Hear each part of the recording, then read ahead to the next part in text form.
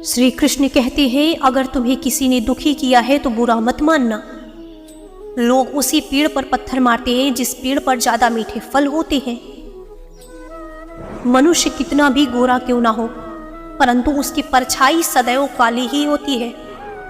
मैं श्रेष्ठ हूं, ये आत्मविश्वास है, लेकिन सिर्फ मैं ही श्रेष्ठ हूं, ये अहंकार है। आपके साथ अब तक जो हुआ अच्छे के लिए हुआ, आगे जो कुछ होगा अच्छे के लिए ही होगा। जो हो रहा है वो भी अच्छे के लिए ही हो रहा है। इसलिए हमेशा वर्तमान में जियो, भविष्य की चिंता मत करो। मुंह से माफ करने में किसी को वक्त नहीं लगता, पर दिल से माफ करने में सारी उम्र बीत जाती है। एक बार की बात है, गौतम बुद्ध को प्रवचन देने के लिए किसी गांव में बुलाया गया था, और जिस गांव में उन्हें जाना था वहां कुछ ऐसे लोग थे जो बुद्ध को पसंद नहीं करते थे। बुद्ध ये बात जानते हुए भी उस गांव के लिए निकल पड़े।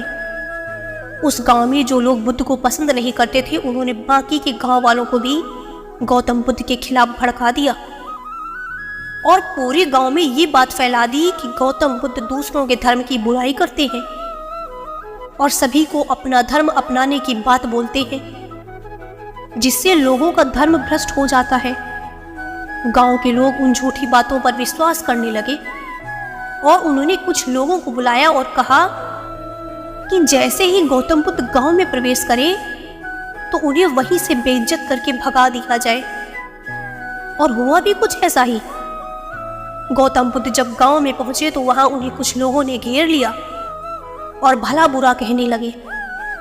वो लोग बहुत देर तक उन्हें गालियां देते रहे, लेकिन गौतम बुद्ध शांत खड़े होकर सब कुछ सुनते रहे। थोड़ी देर बाद वो लोग बोलते बोलते थक गए और चुप हो गए। उनकी चुप्पी देख गौतम बुद्ध बोले, अगर आप लोगों की बातें पूरी हो गई हो तो क्या मैं अब यहां से जा सकता हूं? गौतम बुद्ध की बात सुनकर उन लोगों को कुछ समझ नहीं आया। उन्हीं में से एक व्यक्ति बोला, हम लोग इतनी देर से तुम्हें गालियां दे रहे हैं और तुम अब भी पूछ रहे हो कि मैं यहां से जाऊं? क्या तुम पर हमारी किसी भी बात का कोई असर नहीं पड़ा?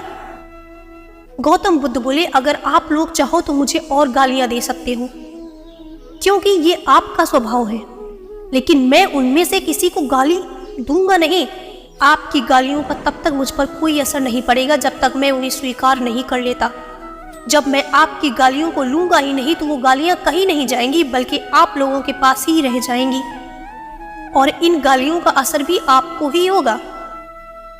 हम लोग भी जाने अनजाने में लोगों को बहुत बुरा बुरा कहते हैं, कभी गुस्से में, कभी जलन की वजह से।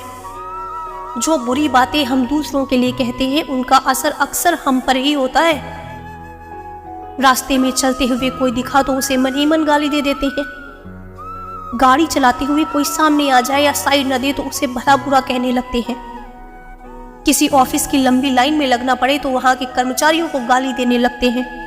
ये सब चीजें आप खुद सोच कर देखिए।